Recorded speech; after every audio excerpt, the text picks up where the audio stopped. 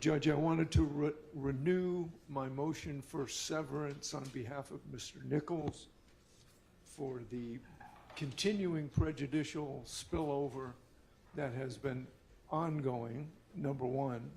Number two, that I believe has segued into personal attacks between opposing counsel, which I think has threatened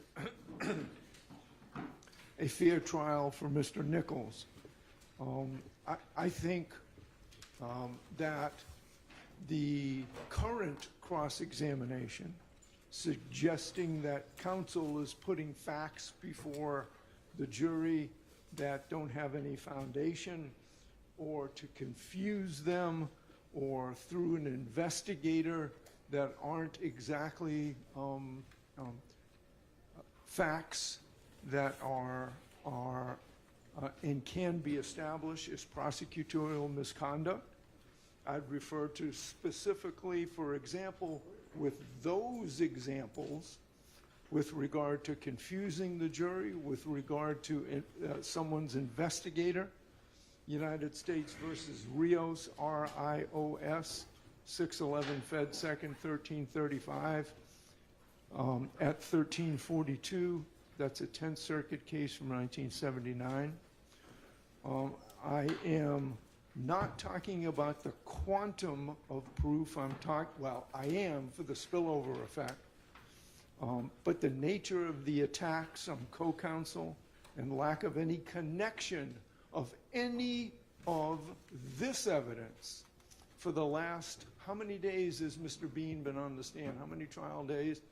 None of which has any specific connection to Mr. Nichols whatsoever.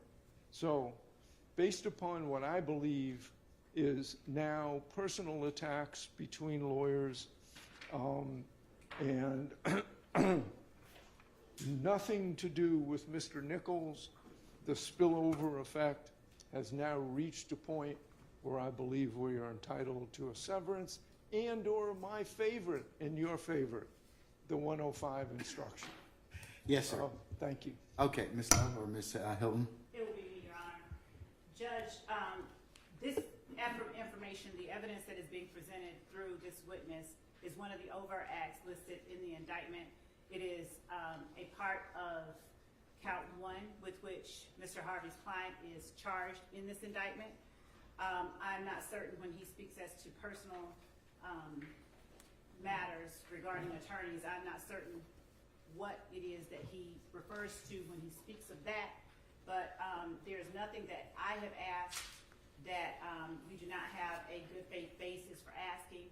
I have not made any personal attacks or innuendo regarding anyone. I've simply placed questions upon this witness for which I have a good faith basis for asking.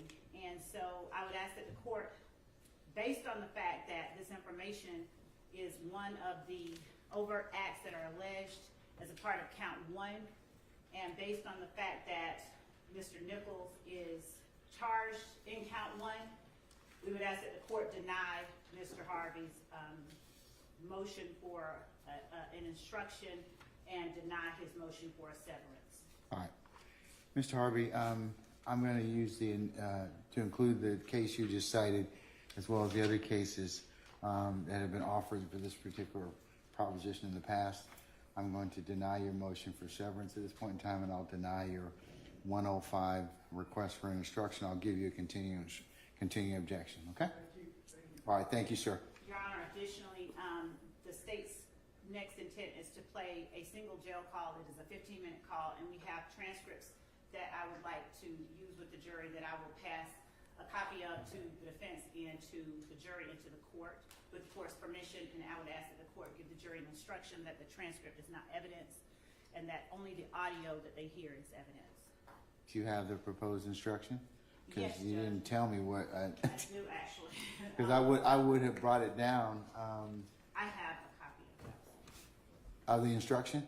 Yes, it's Okay. actually a, yes, All right. I'll send it to the court.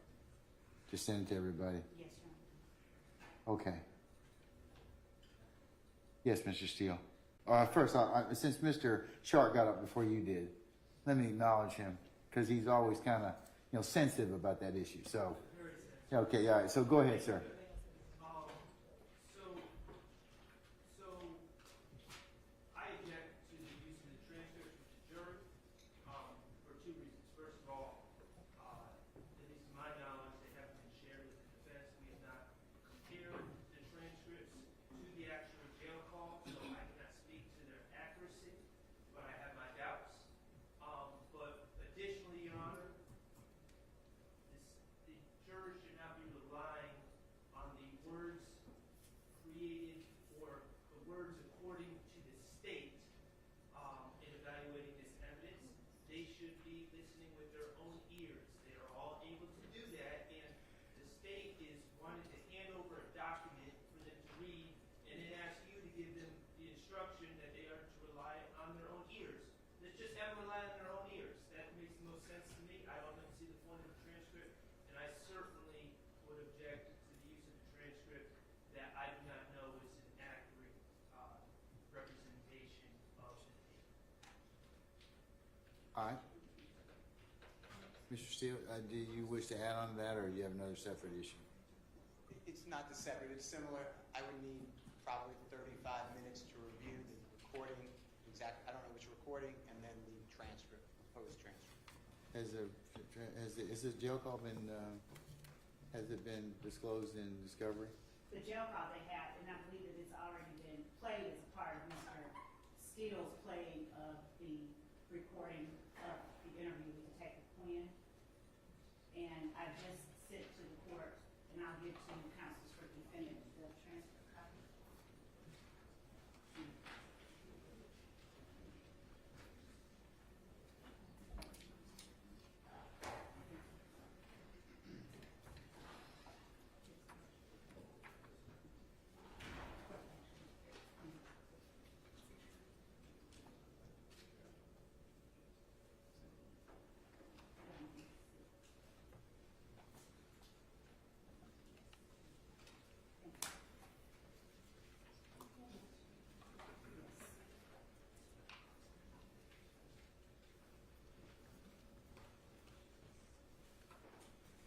All right. How about if I just let if it's already been played as part of another exhibit, why don't I just let them hear the exhibit itself? Your Honor, because I believe that the use of the transcript would be helpful to the jury, because as the court has heard, the audio on the jail call is a little bit difficult. Here's the instruction. To discern if they hear something different, I would ask that the court simply instruct the jury that anything different that they hear, they should listen to and rely on the call itself and not the transcript. It is only to be used as an aid. And specifically, the requested instruction is the state is going to play a jail call, the actual audio that you hear with your ears, evidence. They are handing out a transcript that was taken down as a guide, but what you hear with your ears is the actual evidence in this matter. You can use that transcript as a guide to help you listen if you choose to do so. Okay. All right. I've got one or two issues I can resolve. Had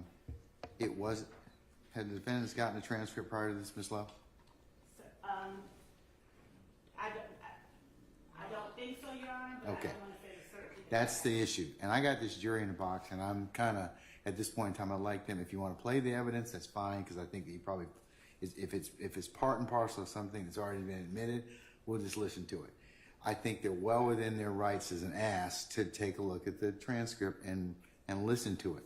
But we've almost burned the rest of the day. We'll burn the rest of the day doing that. And I am sure that you'd like to finish Mr. Bean. I would. So, Your Honor, we don't have to use the transcript. I'll just. That's just the courts, because I would have to let them listen to at least. I mean, if you told me, hey, I gave them the transcript 3 days ago, and they've had an opportunity to take a look at it, that'd be one thing. Okay. I won't use the transcript with this witness. Oh, all right. Any further objections? Mr. Sharder and Mr. Steele? 9.5, Mr. Williams, sir. All right. Okay, all right, let's bring Mr. Bean in, please.